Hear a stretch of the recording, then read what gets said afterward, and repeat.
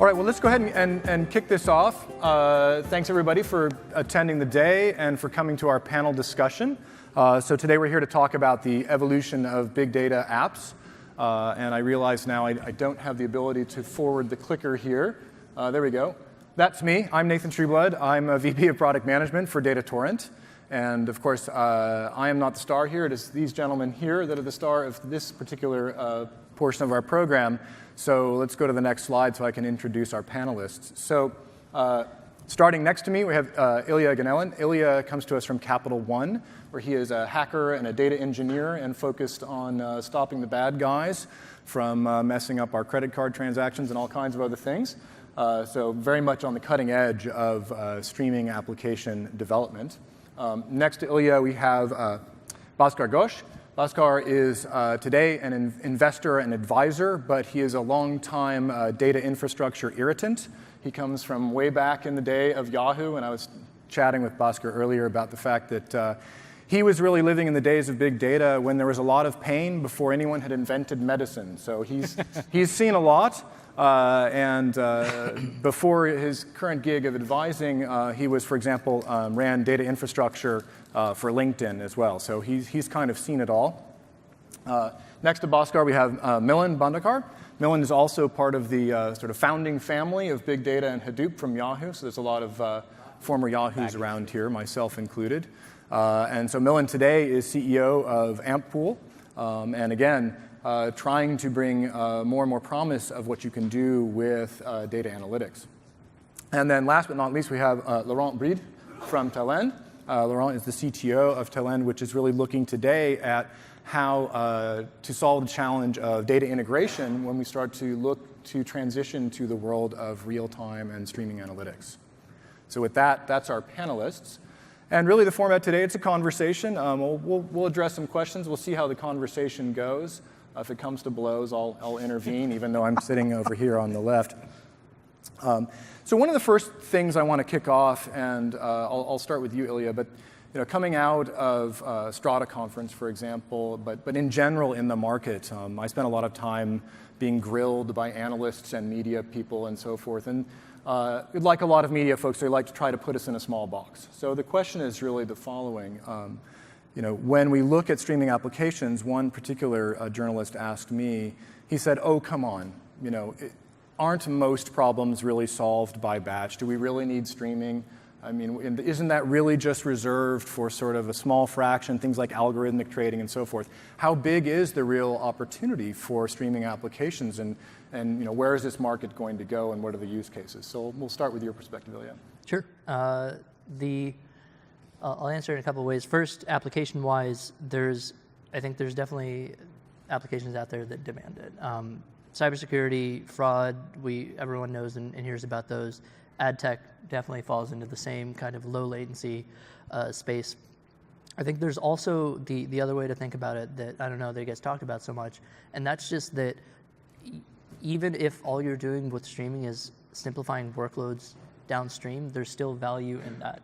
If you can pre-filter your data, pre-process your data, do aggregations on the data in flight before it lands somewhere, if you can use the streaming applications to structure your data and get it into a usable form before, again, it's landed somewhere in this big lake of wherever data eventually winds up, whether it's a database or a Hadoop cluster, I think there's fundamental value in just that piece of it as well. So the question is so the question really is, what's your perspective on the market and the use cases for streaming applications? And as you and I were chatting before the panel, you were kind of much like the journalist poking at me and saying, okay, beyond security, which of course Ilya talked about, what is there really beyond security when it comes to the importance of insight and action in real time? By the way, thanks to Amol for inviting an old-timer like me here who doesn't build anything anymore. Just comments on things, but I guess I've caused enough trouble in the past. I would say for very narrow-minded people like us who built our careers in Web 1.0, 2.0, 3.0 companies, if you built infrastructure at Yahoo or LinkedIn or Twitter or Google, security, operations were two huge use cases where we were doing streaming anyway. Otherwise, we couldn't do things.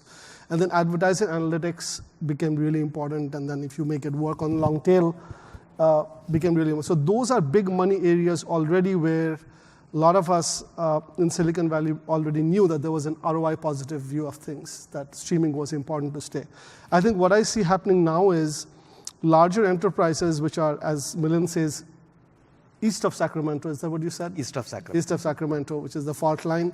The enterprises are trying to squeeze more value out of their data.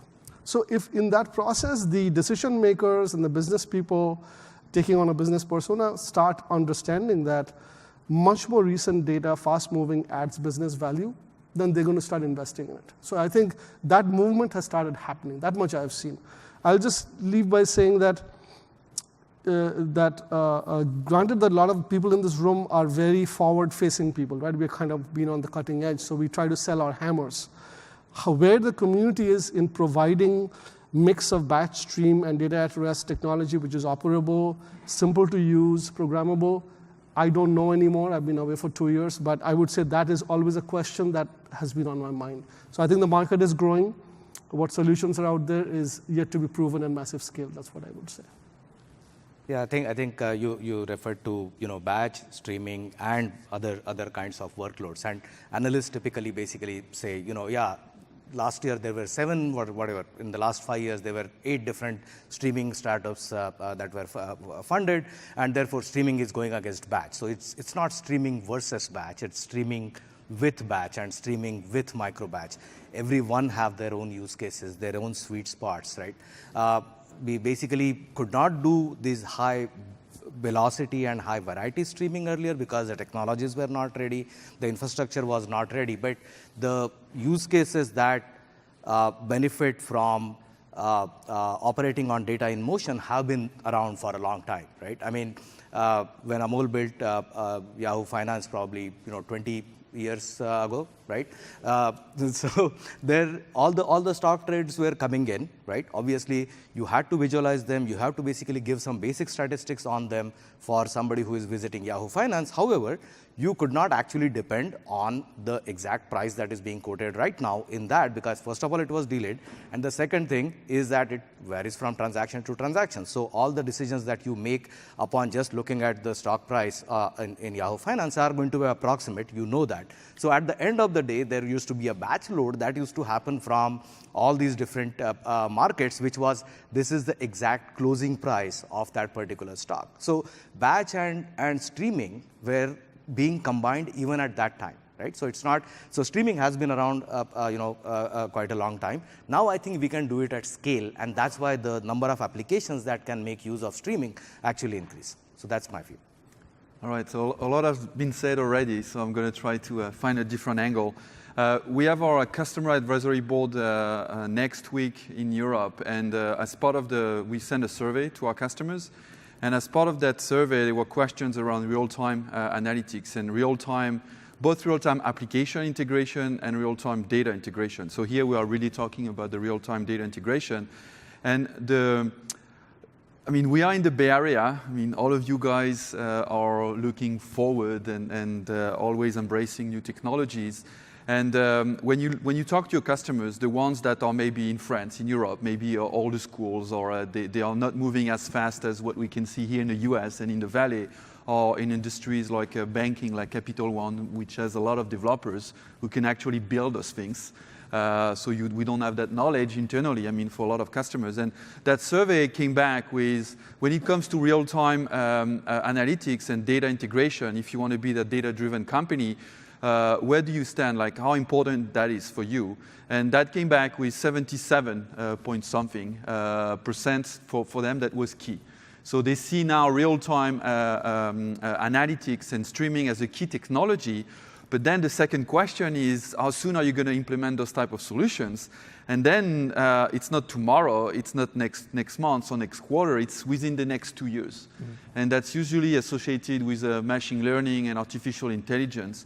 And what we can see with our customers, and as part of our platform, so we do data integration, we do the traditional DI, like we all know it, right? That has been around for many years. We started with with traditional DI, we added MapReduce, then Spark streaming, and so on. But you look at customers that actually go in production.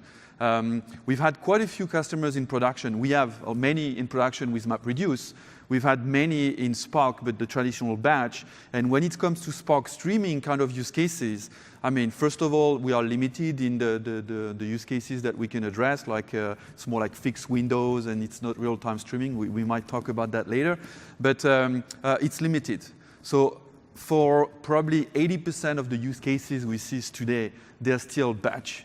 They are still, and because when you look at the enterprise world and when you look at data integration, for a lot of CIOs out there, it's still about integrating data from many systems, sometimes old systems, exotic systems, and then you tell them about real-time analytics, and that's, oh yeah, but in 2 years from now. So that's what we are seeing. So there's a size thing. I think our biggest customers, industry like high-tech, like banking, retail, because of the use cases that you mentioned, they are very aggressive on those technologies. So as soon as a company is data-driven, they will need that, and we see those use cases.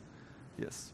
So, I mean, on some level, what you're saying is, so you succeeded in answering the second part of the question, which was really around sort of where the industries and the verticals, right? So, certainly banking is one of them. And I guess to kind of work our way back across the panel and be a little provocative, one of the challenges we see in looking at the different vertical industries and trying to figure out, where is streaming going to really make the difference, first, right? Well, certainly banking is one where you can see a pretty direct line between the faster I can make decisions, then I'm losing less money, right? So I guess the follow-on question here is, where do we see other industries where those economics make sense? Bhaskar, you and I were talking earlier about, I think, a lot of us here are technologists, but we have to put on the business hat and think about where is the real ROI for investing in something like, making decisions in real time. One example of this might be, for example, if you're talking about intrusion detection, well, certainly you could use real time to prevent intrusion. At the same time, should you invest that money or just pay your public relations firm a little bit more, right? So that's an interesting way to think about the economics there. So Milind, what do you think about the industries that are going to adopt first, where it's a real competitive advantage? I think rather than going after specific verticals, right? I mean, so any technology gets adopted for exactly one of the three reasons, right? One, you can generate more revenue from it. Second, you can reduce your risk by using it. And the third one, you can reduce your cost by using it, right? Those are the only three reasons. There is no fourth reason for adopting any of this, right? So either one of those, you basically see that, hey, this technology adoption, streaming analytics in this case, is going to actually generate more revenue, which basically means that the timely decisions that I take based on this operating on the data in motion is going to, let me offer more products that is going to either increase my market reach or get additional users or whatever it is needed in order to increase revenue, right? And that's typically the biggest driver, right? The saving cost driver actually happens in downturn, unfortunately, or actually fortunately, sorry. Fortunately, we are not in a downturn, so saving cost is not seen as the drivers. Around 2008, 2009, we saw Hadoop being adopted because we were in a downturn. We basically saw saving cost as the big one, right? And reducing risk is basically where the fraud detection comes in, the security analytics comes in, all of those, right? And that's also, people have values associated with each of these, right? What if I cannot detect fraud? 13% of my credit card transactions are fraudulent, right? What if I basically reduce it to 12% using some of these technologies? Well, I have a perfect number associated with that. Mm-hmm. The technology adoption cost has to be lower, right? So these are the industry, I mean, healthcare, each one of those, nobody says, you go to any of these verticals, nobody says, oh, I don't want my data fast. Nobody says that, right? It's how much they're willing to invest in order to get that data fast. And that depends on the ROI. That comes down to the So almost every industry has use cases which will benefit from rapid analytics, streaming analytics, micro batches, all those that get you to your data fast, analysis fast.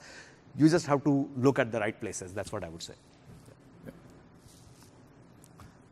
I'm the one who's the non-technical guy. But I mean, let's take a couple of True, but you've crossed over to the investor side. the dark side. So, So I spent the last 2.5 years building and running engineering at a company called NerdWallet, which is trying to build something like Kayak for personal finance, so massive space. So we had the opportunity of diving into many verticals, right?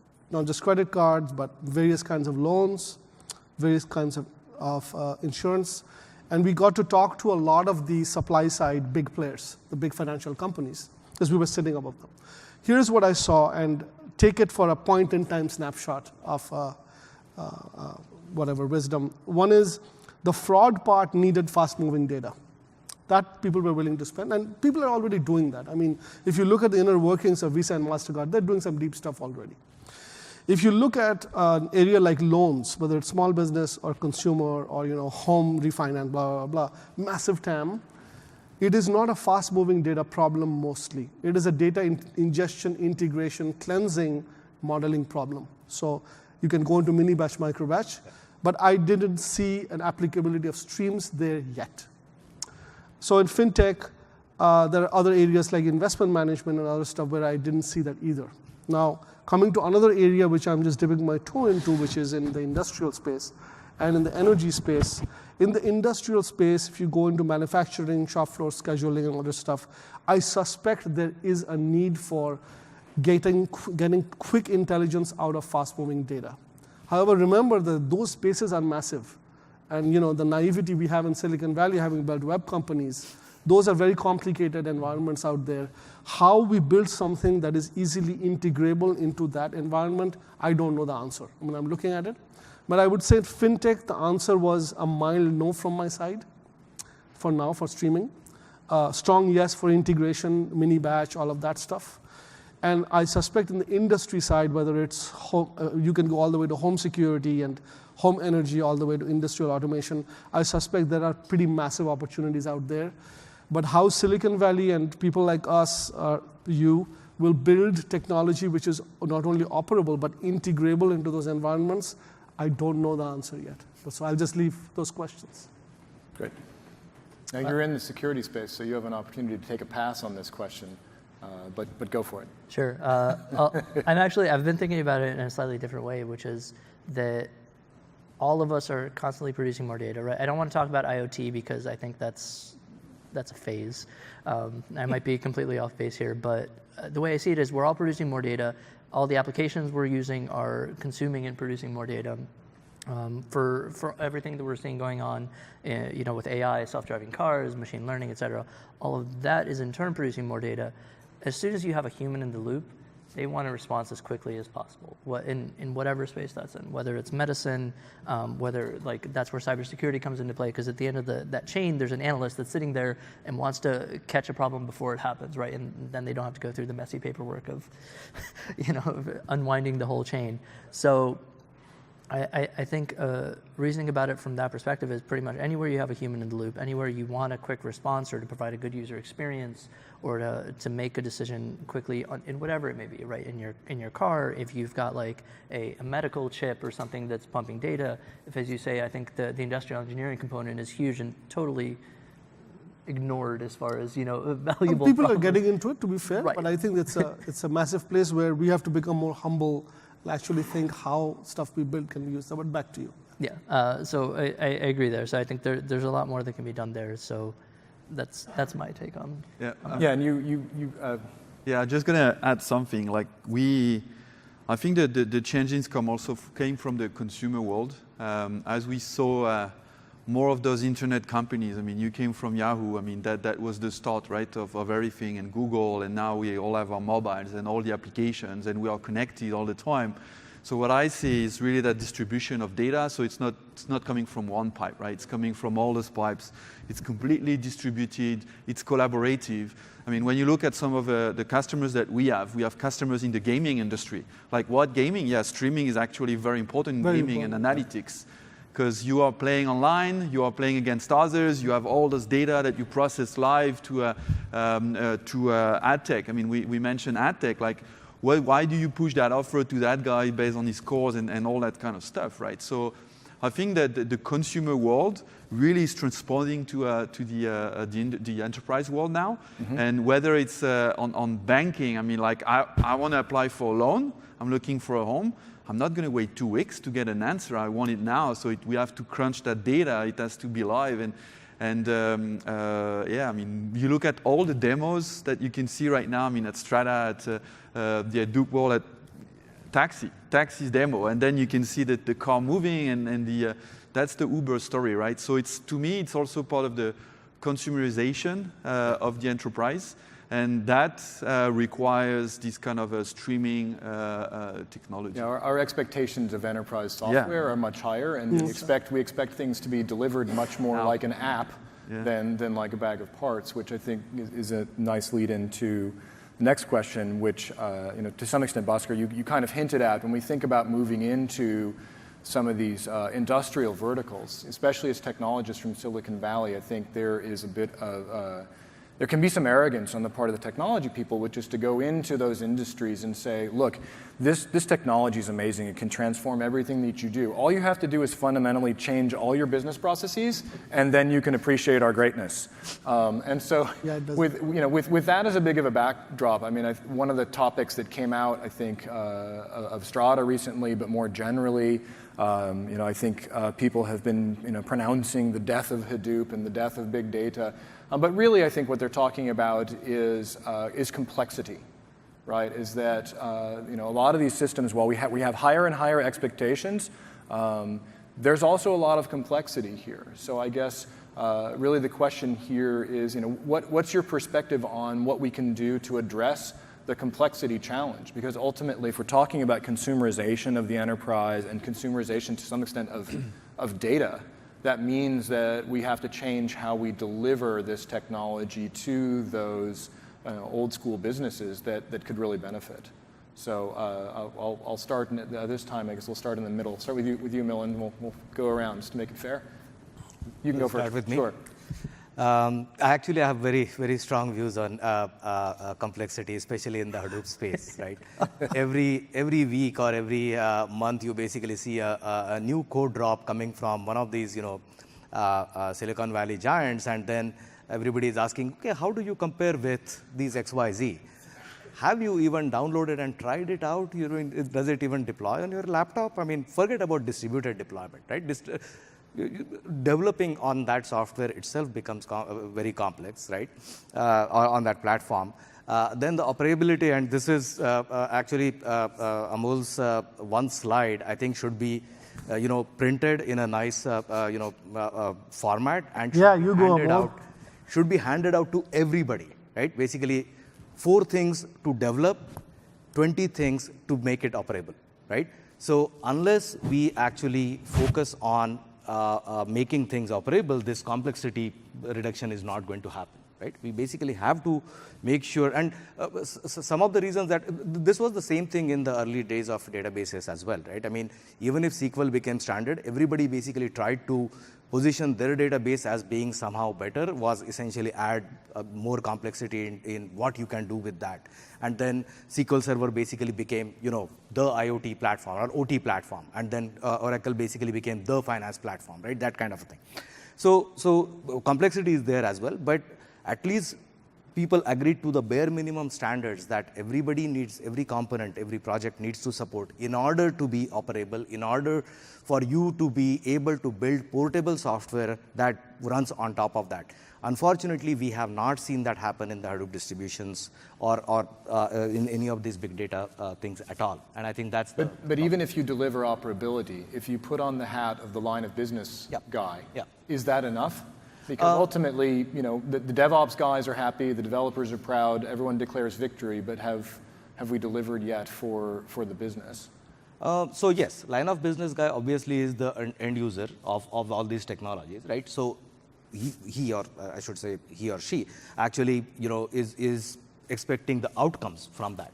Right. The complexity actually comes in operating these platforms. Yes. Right? Building on top of these platforms and operating these platforms, right? And that typically still falls on developers, right? But the maintenance ongoing. So does something work with Hadoop 2.7 that worked with 2.6? Who knows? I don't know. Would it? That's not been my experience so far. Right, Because- but the because key if I thing use those there 17 is different components. is the outcomes, Yep. right, followed by the operability to actually deliver on the outcomes. Because frankly, the outcome comes down to a promise, and without the operability, it's an empty promise. Yeah, right? absolutely. So Laurent, what's your perspective on Well, the complexity challenge of big so data? as a data integration company, and we are going through that every day. I mean, we are a middleware company, so we have to work with everybody.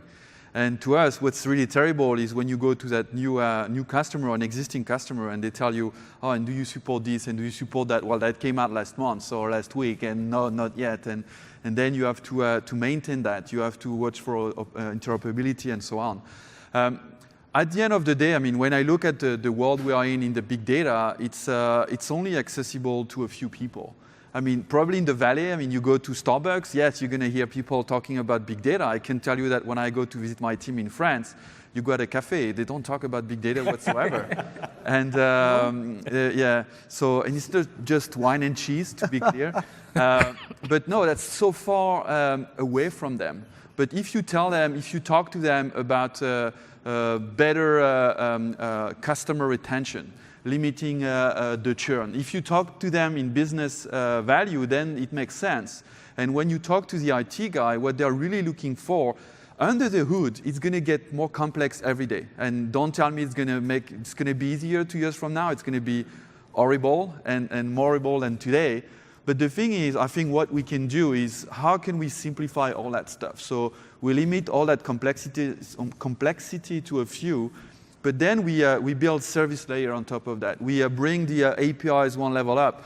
In one of the presentations I saw today, there was something about, oh yeah, the business analysts can use those APIs. No, they cannot use those APIs. I don't believe that. That's not true. If you give them some tooling, if you give them some services, and if you bring that technology also to the cloud, I mean, to limit the operability of those solutions, then you change the game. Yep. So I think that's really where we could play a role is we continue to push hard on the technology so we can be faster, cheaper, address more use cases and so on. That's going to add more complexity, fine, and that's why we're good at here and in other places, right? But then how do we make it more accessible to So do you think that masses? means starting to think more about delivering the technology in the form of applications? Applications, yes. Services. I mean, look at the machine learning and deep learning and so on. I mean, this is complex stuff. I think the next breakthrough will be how do you integrate that into your processing platform in a very simple and consumable way, right? When you think about image recognition, I'm the business guy, but the only thing I want to do is, okay, I push all my new images, I add some metadata, and somehow I want some magic match. That's what the business guys will tell you. I mean, if we're talking about image recognition, when you go to your engineer and you tell him implement that, that's a very different story. Yeah. Yep. Ilya? I think you've lived complexity. every day, and I want to be in those French cafes. I think I definitely prefer that. Where no one's talking about big data? Yeah.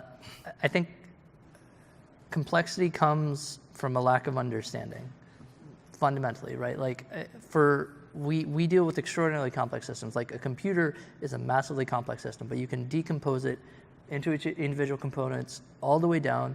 And when you look at those components in isolation, they're well structured, they make sense. We've just had a lot of years to compile them into a cohesive, complex thing.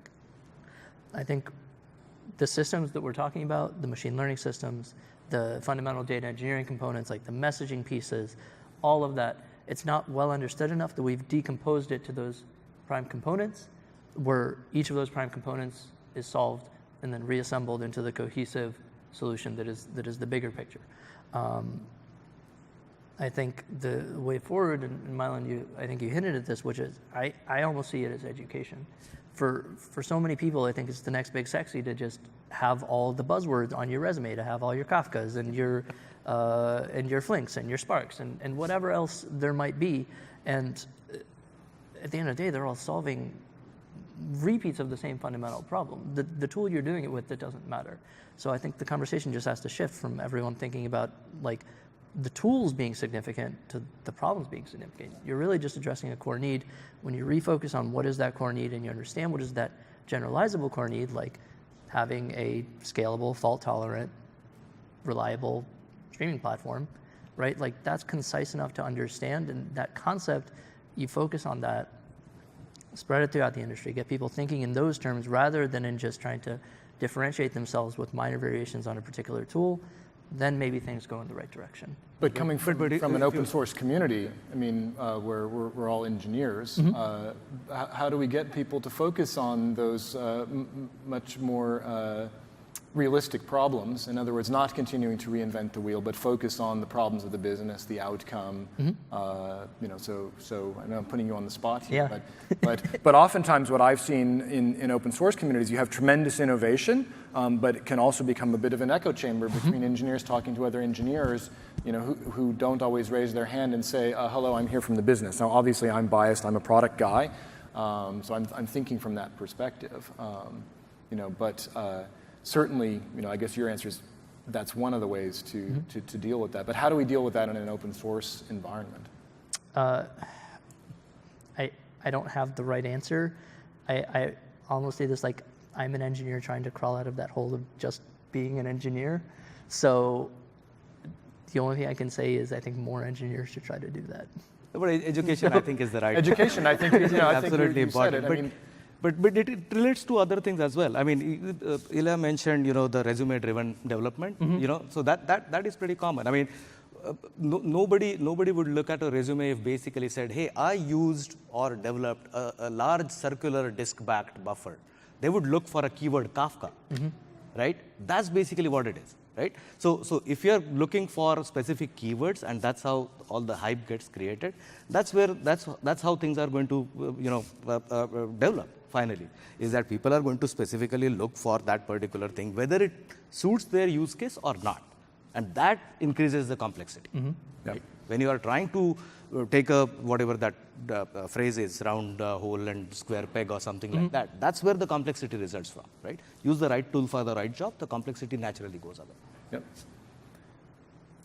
Last word, Bhaskar? Very quick, I would say I'd put on a couple of persona hats and maybe give you some narrow answers. So from the complexity, I mean, operations is hugely important for those of us who were fortunate or unfortunate to actually have to run businesses and systems in production. I would say if I look at all, say, the open source stuff that came out of just LinkedIn, if you look at Goblin, Kafka, Databus, all of the stuff that we built, the good news is a lot of it is now stable in production, right? It mostly works. But from an ops operability hat on, what I would urge the open source community and the engineers and the product builders to think about is there are certain things which are still hard. I can give you a few examples. Reprocessing is hard. Code pushes are hard. Introspecting into data is hard. I can double click on it, but these are all areas which fall into the boundary of technology and ops, and it would be good for the open source community and the builders to think about it.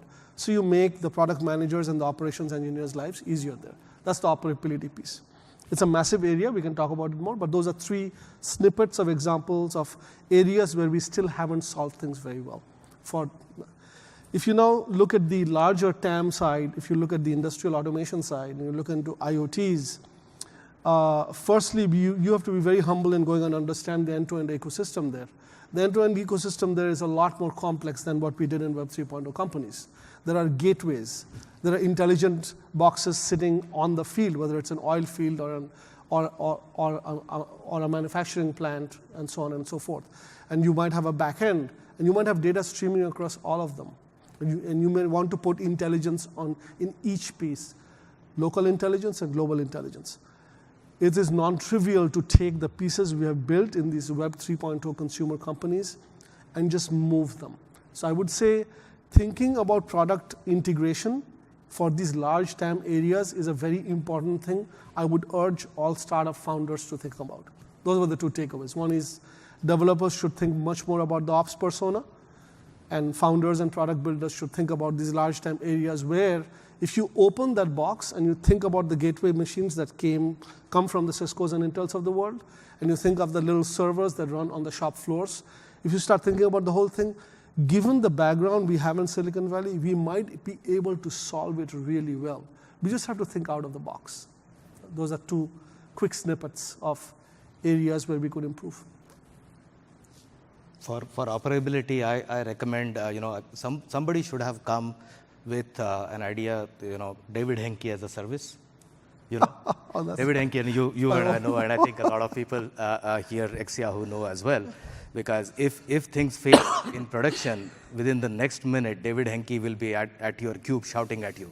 So we need, for every developer, we need to supply. I'm pretty sure David that's Henke the as a Amazon service. model. You just don't know who the guy is that's screaming behind the curtain. But I'm pretty sure that's how that model works. And so let me add something about that interoperability and some attempts that are actually happening right now in our ecosystem, like Apache Beam, right? Yep.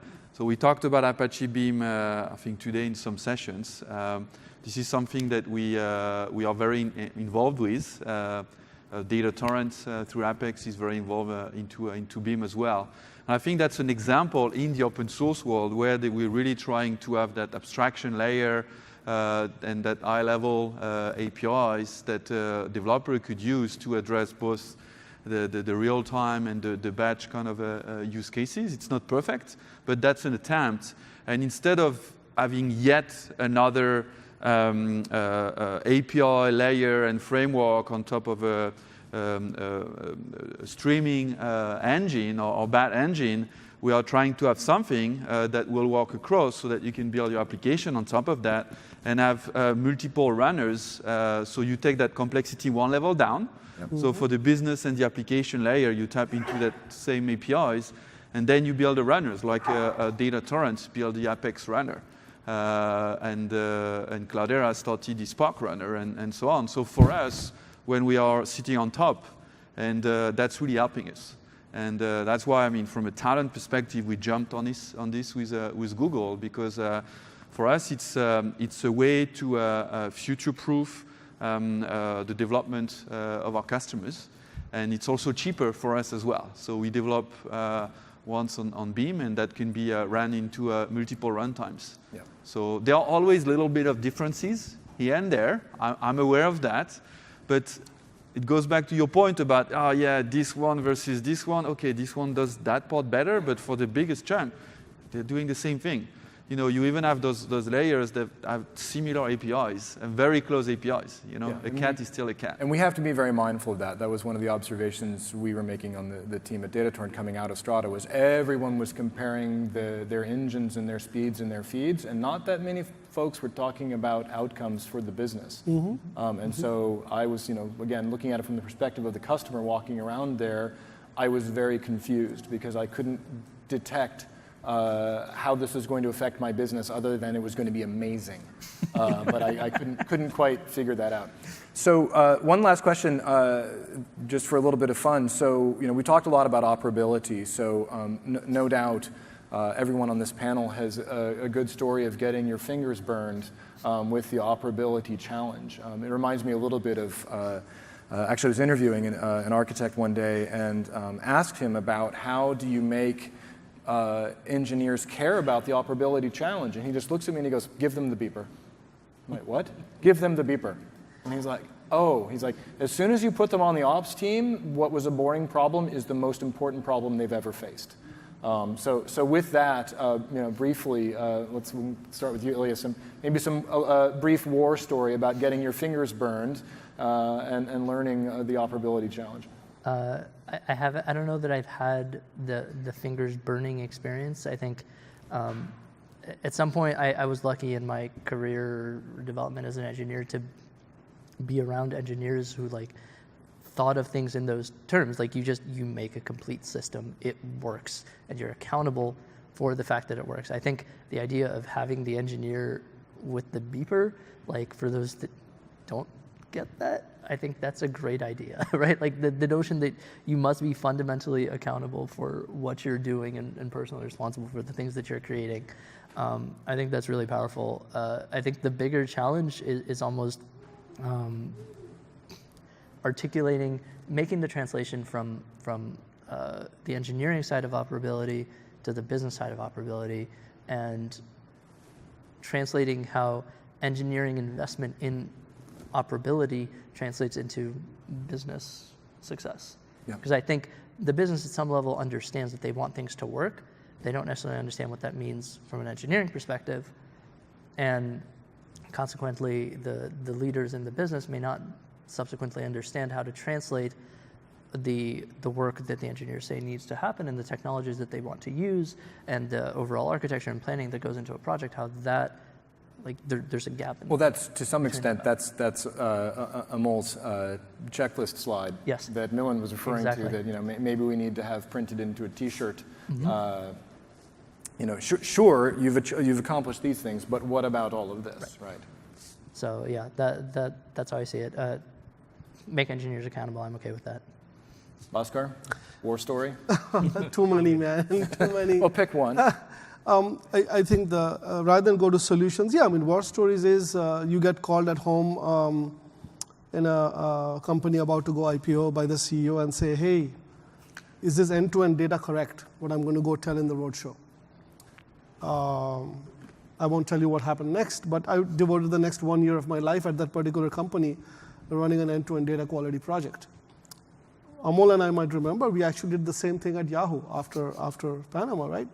So end-to-end data quality instrumentation, introspecting data is one of the root causes of why you can't explain what's going on. That's one. The other is, most of the ops incidents that we had in our past had to do not with catastrophic failure. It had to do with code pushes. You're basically pushing bad code or untested code, or your mid-tier services architecture is so complicated. If you make this little change here on the site, you really don't know what happened to your site, which is why microservices and all of this stuff has become so popular now. I'm sure Amol and I can talk for two days about it. But yeah, there are scary things where the site has come down and some code was pushed maybe 6 hours ago, and why did it come down now? Yes, I've been called many times, and then it's painful. Yep. As long as you can take it in your stride and do two things as leaders, so I'll just end on that. As leaders, I would say, and influencers, you do two things after that. One is what Milind just said, is as you hire people and you grow teams, the sexiness and importance of operability, site ops is very important. And it's not just to drink wine and stay up all night, but to actually build tools which are operable where you can introspect. That's one. And the other is make sure everything that you can measure, you start measuring right up front. What you measure can get fixed, right? So I would say those are the two things that as leaders I have tried to encourage my team or myself to do after having gone through many pages, many calls at home, dropping out of many dinners. Well, I think part of the motivation, we've been talking about operability, but I think when we talk about streaming applications, we're really, we're kind of into the next generation architecture, but as we start to break out beyond Web 2.0 and 3.0 into the world of industry and everything else, these systems can't go down. Yep, can't go down. Right, and so it's we're all talking about operability, but it's only getting to be a bigger challenge. Very, very robust, yeah. So Milind, what PTSD do you have from the operability challenge? So it's hard to believe, but once upon a time, I used to have a full head of hair. And 2019, Hadoop 0.18 to Hadoop 20, Hadoop 0.20 upgrade. I lost half of them, literally, right? So everything broke. And this was after 3 months of warning for people to basically say, hey, the APIs have changed. You were used to this Hadoop on demand thing, that's gone. Now the job tracker itself, or we basically introduced something called a capacity scheduler, all those things. But obviously these were emails, right? And obviously the first thing that the email lands in is trash. So nobody looked at that. And finally, when we upgraded the cluster, Mithril in particular, all hell broke loose, right? And then there were 3 levels above escalation, all that kind of a thing. So 7 p.m. was basically, okay, I'm done with Hadoop now. And 2009 was, I think, when I made a decision to leave the Hadoop community forever. Unfortunately, I got sucked in again. But yeah, lots of those No one challenges. leaves the family, Milind. So yeah, maybe I can share a story with our cloud offer. So as soon as you move to the cloud, as soon as you offer your product in the cloud, then yes, the expectation is you have your SLAs. It's 99.9% of the it's to be up and running. And when you do everything locally, you follow all the steps and so on. It works perfectly fine. And then the first release that we had was on Amazon. So you leverage Amazon services left and right. sometimes you don't use their service, so you're going to use your own ActiveMQ, you're going to build up your own cluster, and so on. So it's still EC2 instances, but you manage that whole part, that ops part. And then, I mean, we've had a few, yeah, I lost some hair as well, but it was before that. But yes, you have to really think through that. As soon as you upgrade one piece, I mean, we use a lot of open source components there in our stack. So always thinking about how that's going to go. I mean, what are the risks, the dependencies, and so on. And that's really complicated. And here I think that they are like the Apache Beam. Before that session, I mentioned Kubernetes. I mean, as another example of something that we are pushing for, where they're really trying to think about interoperability. And for us, I mean, leveraging such technology at our core will help us deploy in clouds, deploy in VPC, I mean, in public clouds. It kind of VPC allows you so to abstract away from yes. your operability challenge versus someone yes. else's, right? Because yes. you have, like, if I'm using Kubernetes, I'm sort of master of, you know, what I own yes. and the infrastructure. But my point is, don't reinvent the wheel. Yeah. I think that we should all focus on the value we bring. And I believe that often whether it's in the open source community or in big enterprises, we try to do everything and we all always know better. Well, if somebody does that really well, and if I can leverage it, and if it's interoperable in other environments, like Beam, right, like Kubernetes, then it's a win for me, and I will definitively push for that. Yeah, and I think that's another theme that I'm seeing in the market is, you know, abstractions, like you said, that create simplicity, but also abstract you away from potentially architectural lock-in with a given cloud vendor yes. as well. You know, we Absolutely. were talking to a security company the other day who was saying, you know, oh, this is interesting when I look at streaming, if we use this particular abstraction, then it kind of doesn't matter which cloud we run on top of. We're sort of protected from getting locked into any one provider. So. You know, that's another thing I suppose to consider from the ops perspective. So I want to wrap things up because I recognize that this session sits between all of you and alcohol. Alcohol. Yeah, exactly. So I want to thank the panelists certainly for joining me today. I'm humbled to be up here with all of you. And thank all of you who stayed through the entire day to this session and for attending today and for all the discussions and great material and content today. So thanks everybody for coming, and yeah, thanks again for joining me.